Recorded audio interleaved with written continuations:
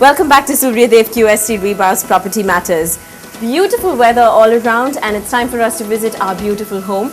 This time, my search for a stunning space has brought me to number 14 on Boat Club Road. This is one of those old-style colonial houses which will never ever lose its charm. I can't wait to go inside and explore. Let's go in and meet Mrs. Sita Muttaya. If I can find the doorbell, that is. Would you take a look at this door and its beautiful, intricate woodwork on it? It's marvelous. Hey, that looks like a button to me. Aha, that must have been the doorbell. This is why it's always good for one to stop and admire. Let's head inside.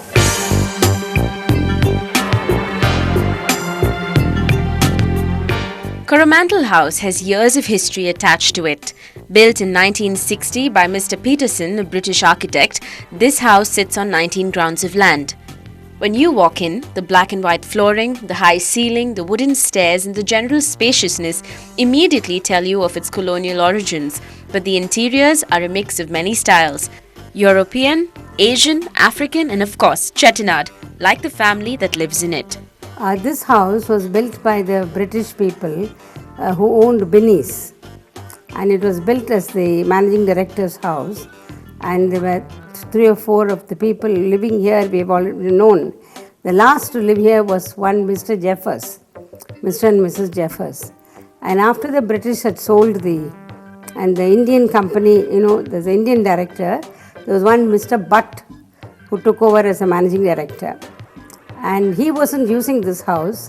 He had his own house at St. Thomas Mount in the army, because he was a retired army person. So once we were here, we asked them if they have moved in here and how they find comfortable. They said, no, we have not moved in here. We just use it as a guest house.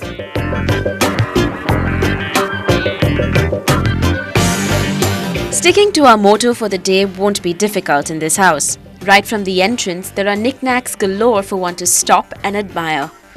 Many of these are family heirlooms that Mrs. Sita inherited from her ancestors.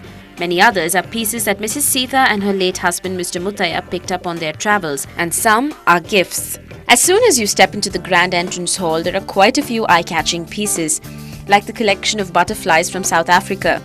This piece has 1,000 butterflies placed to form a concentric pattern of pink and blue iridescent wings.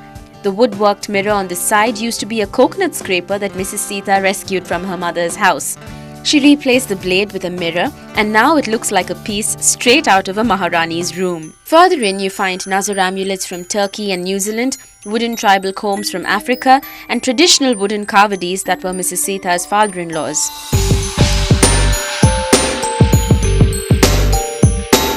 A majority of the older decor is from different East Asian countries. This probably is because of the extensive trade travels that Chettiars made to the east. A good example is the long row of ceramic pots from the Orient. These are cream with floral patterns and dark colors and stand out well on the black and white tiles. Other treasures are the white and blue jars from Taiwan, the painted pumpkins from Africa, the lacquered pots from Burma, and of course the majestic elephant tusks. The elephant tusks has a mixed thing. The tusk was bought from Bangkok. The workmanship on the ivory was done in Trivandrum, and the silver work was done by our silversmiths from our village, and the base was done by the rosewood from our estate by our carpenters here.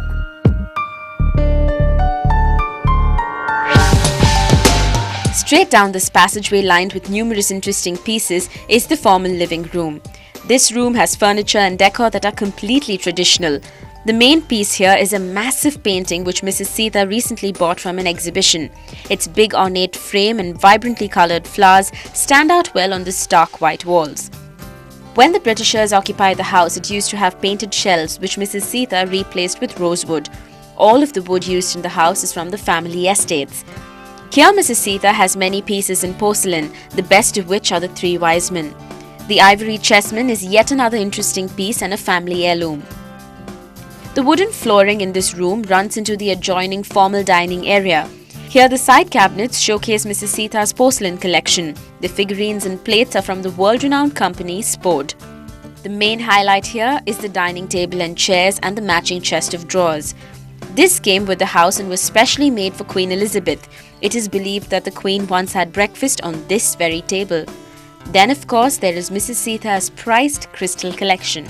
I always had a liking for crystal.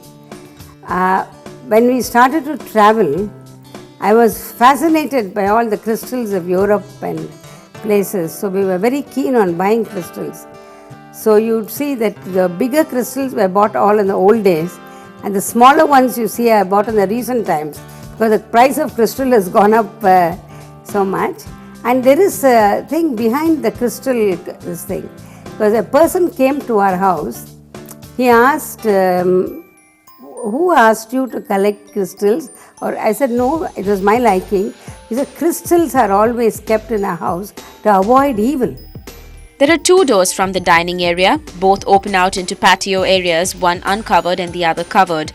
These overlook the lush green lawn which Mrs. Sita's grandchildren sometimes use as their private football field, and also the sprawling garden and children's play area.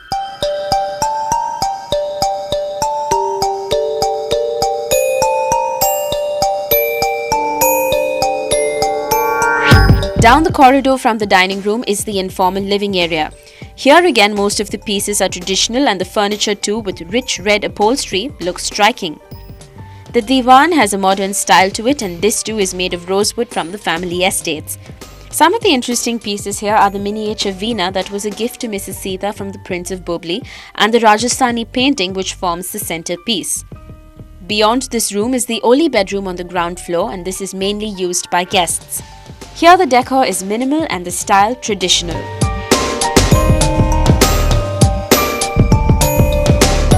Then there is also the informal dining space. This is usually where the family has their meals together and spends much of their time. Occupying a large area on the wall is Mrs. Sita's spoon collection. When she and her husband first started traveling, they always made sure that they brought back a souvenir, and the easiest knick-knack to bring back was a spoon. Mrs. Sita has around 200 spoons from different parts of the globe. Originally, the house stopped with the informal dining space, but once Mr. Muttaya and Mrs. Sita moved in, they extended the house and created this space. Typical of a Chettinad home, you see the sunken courtyard, which becomes a hub of activity when the household is preparing for any occasion. Beyond this are the kitchens built in true South Indian style. The wooden staircase takes you to the 4 bedrooms upstairs. First room on the right is Mrs. Sita's. Nice and cozy with a traditional dresser, bed and writing desk, this room retains all the British furniture that it originally had, except of course the lazy boy which Mrs. Sita's grandkids gifted her.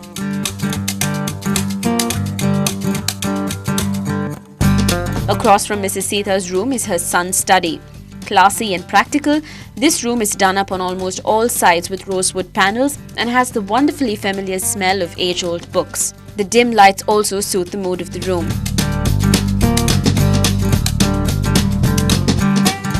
Down the hallway is Mrs. Sita's son and daughter-in-law's room. This one is spacious yet homey. The dim yellow lights all around the house continues here too.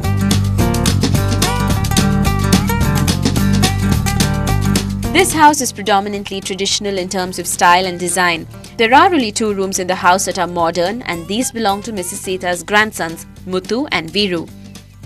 Muthu's room is right next to his grandmom's and is very sleek with modernist colors and the use of glass and wood. The splash of color is due to Muthu's mug collection. Viru's room is the last one in the corridor. This too is compact and practical with touches of red. The funky round lampshade hanging from the ceiling breaks the straight lines in the room. Though most of its colonial touches have been retained, this house has been modified to suit a South Indian lifestyle, and this is what brings it to life. Coromandel House is a confluence of styles, designs, cultures and ideas. I hope you guys had a great time, because I certainly did. Mrs. Sita and her family definitely know how to play the perfect host. In fact, this family has had so many important people visiting it. The family used to keep a record of it in this book right here. So many names through the years. People who've been welcomed in through these massive doors and have left happy, content and well taken care of. Now this is a great way for one to remember their guests and for them to express their appreciation.